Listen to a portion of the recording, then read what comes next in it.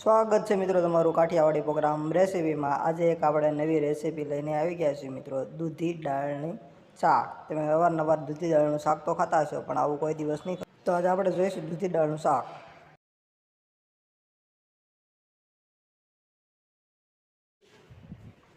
સૌથી પહેલાં મિત્રો આપણે ડુંગળીની ગ્રેવી બનાવી લઈશું એકદમ નાના કટિંગની અંદર।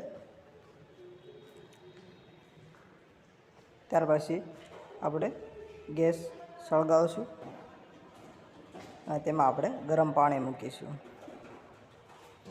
ત્યાર પછી આપણે મિત્રો દૂધીની ઉપરથી છાલ ઉતારી લઈશું।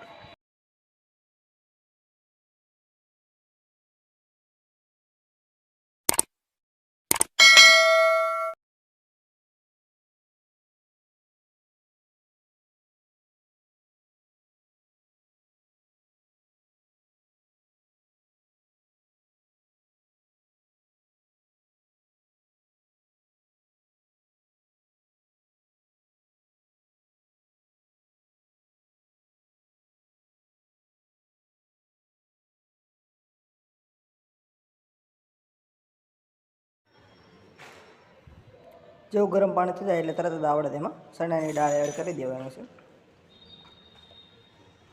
તેને આપણે 20 થી 25 મિનિટ માટે બફાવા દઈશું।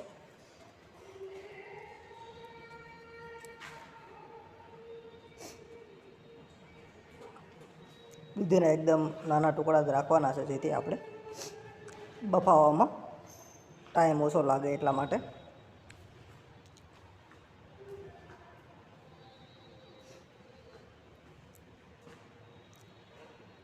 જો મિત્રો આપણી દાળ બફાઈ રહેશે, તમે જોઈ શકો છો। ત્યાર પછી તેમાં આપણે સ્વાદ પૂરતું મીઠું એડ કરી દઈશું અને મિક્સ કરી લઈશું। ત્યાર પછી આદુ અને ડુંગળીની ગ્રેવી બનાવી લઈશું। ત્યાર પછી આપણે મિત્રો દૂધીને બાફવા માટે દાળની અંદર એડ કરી દઈશું।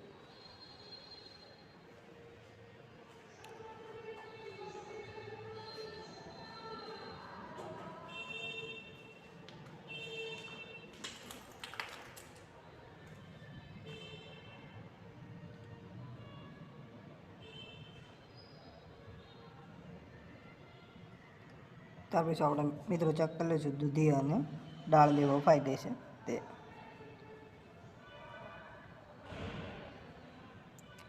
કમ્પ્લીટલી બફાઈ ગઈ છે એટલે આપણે તેને હવે નીચે ઉતારી લઈશું।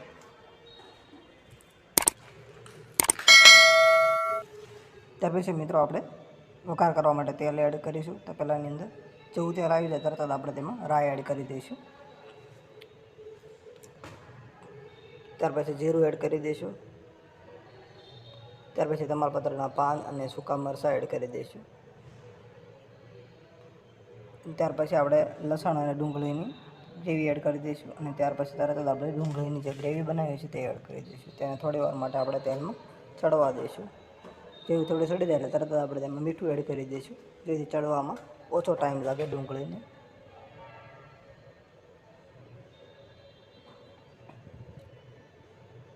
જેવી થોડીક પીળાશ પડતી થઈ જાય એટલે તરત જ આપણે તેમાં મરચું એડ કરી દેવાનું છે લાલ, અને ત્યાર પછી તેમાં હિંગ થોડી એડ કરીશું અને થોડી વાર માટે મિક્સ કરી લઈશું, જેથી મરચું વ્યવસ્થિત રીતે ચડી જાય। ત્યાર પછી તરત જ આપણે મિત્રો ટમેટાની ગ્રેવી એડ કરી દઈશું।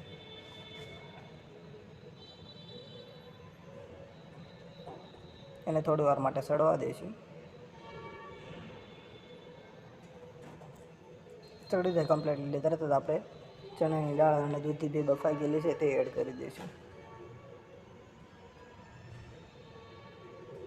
અને એને વ્યવસ્થિત રીતે આપણે મિક્સ કરી લઈશું, જેથી વઘારની અંદર કમ્પ્લીટલી ભળી જાય અને વઘાર મસ્ત દેખાય અને સ્વાદ સારો આવે એટલા માટે। ત્યાર પછી મિત્રો આપણે થોડું પાણી એડ કરી દઈશું। અને ત્યાર પછી થોડી ખાંડ એડ કરી દઈશું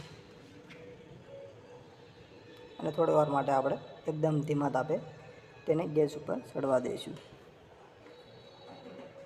મિત્રો કમ્પ્લીટલી આપણે ચણાની દાળ અને દૂધીની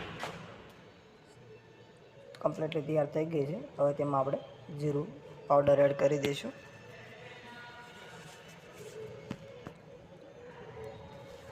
બસ ત્યાર પછી આપણે નીચે ઉતારી લઈશું મિત્રો.